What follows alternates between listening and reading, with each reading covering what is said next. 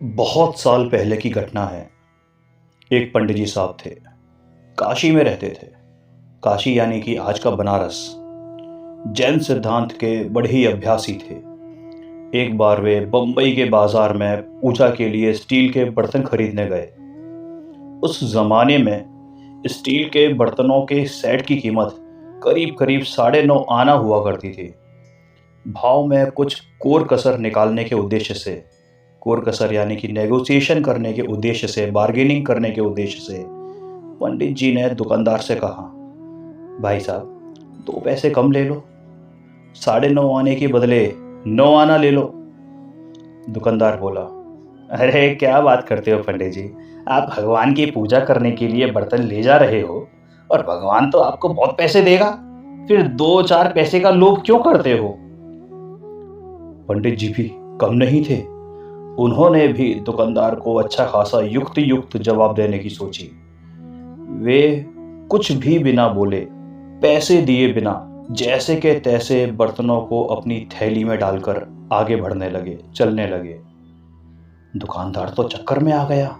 घबराते हुए पंडित जी को याद कराते हुए बोला, अरे अरे पंडित जी, अरे पैसे तो देते जाओ, ये बर्तन फ्री फंड में ले जा रहे हो। पंडित जी बोले, अरे भाई, ये बर्तन तो मैं भगवान की पूजा के लिए ले जा रहा हूं। अरे तुमने ही तो बोला था कि भगवान तुम्हें बहुत पैसे देंगे, और देखो तुम्हारे बर्तन से मैं भगवान की पूजा करूंगा, उससे भगवान तुम्हें भी बहुत पैसे देगा, और फिर मुझसे 9.5 आना क्यों मांग रहे हो जब तुम्हें इतने सारे पैसे मिलने वाले हैं। तो पंडित जी के इस सरस और युक्त युक्त जवाब को सुनकर वह नतमस्तक हो गया।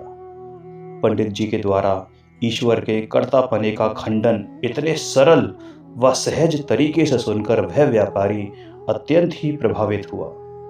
बाद में पंडित जी साहब ने दुकानदार को पूरे पैसे दिए और उसे युक्ति में समझाया, देख, भगवान मुझे या तुझे या किसी को भी कुछ देता लेता नहीं है। भगवान तो पूर्ण सुख स्वरूप दशा को प्राप्त परमात्मा है। वे पूजा से प्रसन्न होकर कुछ देते नहीं और निंदा करने वाले को कोई सजा भी नहीं देते।